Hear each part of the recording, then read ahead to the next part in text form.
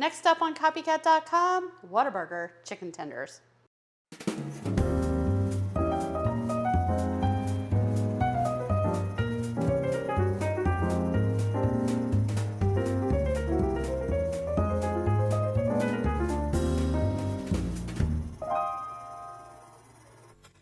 Hi everyone, this is Stephanie Manley with copycat.com. Today I'm going to show you how to make Whataburger Chicken Strips. These are a fantastic chicken strip that if you live in the South, perhaps Texas or another nearby state that you have enjoyed these. So let me tell you how we're going to make these. I have my chicken tenders soaking in buttermilk right now. This helps make them nice and tender. Not that chicken tenders aren't tender anyway, but this adds just a really nice amount of flavor to them. So we're going to work on our breading next. I have about 1.5 teaspoons of black pepper. Got a good teaspoon of salt in here. We're going to add a touch of cayenne pepper because, you know, we're in the South. We like things a little spicy. I'm add a little bit of garlic salt to this as well. I'm going to stir this up and get it all nice and blended. Okay, all those spices smell really good together.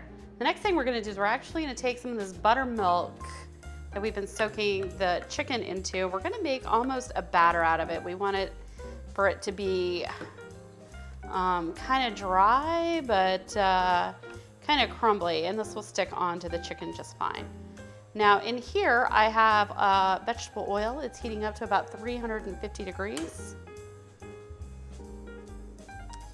If you have a deep fryer, you could also use one of those. I have a great one. I have a Tefal one that you've probably seen in some other videos.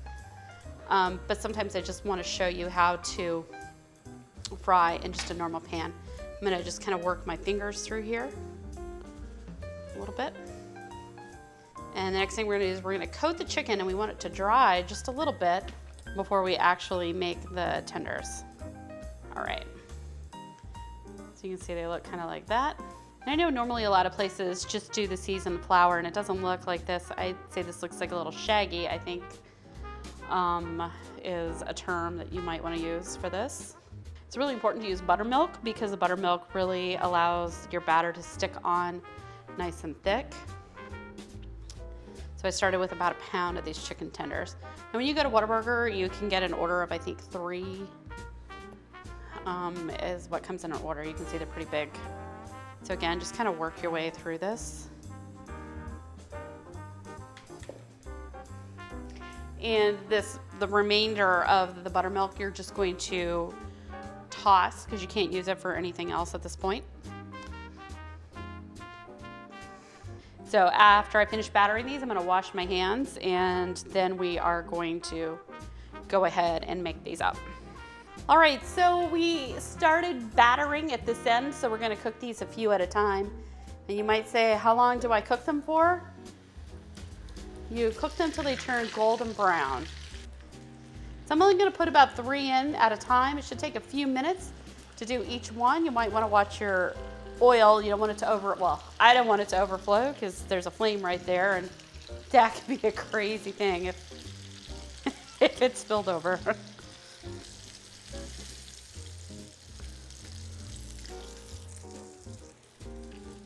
So we finished frying up our Whataburger chicken tenders. I hope you give this recipe a try. You can see they look wonderful golden brown, and if you're not fortunate enough to live in an area where they have Whataburger, well, you can see what these taste like yourself. So again, we soaked these in buttermilk. We made a flour mixture. We actually poured a little bit of the buttermilk in there. Now the directions below in the description box on YouTube will have the written recipe, so you can see exactly how much to add. So really easy to do. So if you're not watching this on YouTube, come to YouTube and check out me, Stephanie Manley, Copycat Recipes on YouTube, because my videos appear there first. I'm also on social media, Copycat Recipes again, on Instagram, Facebook, and Twitter, so be sure to check me out there. And we're gonna go ahead and try one of these. They're still kind of warm. Well, let me just take a bite.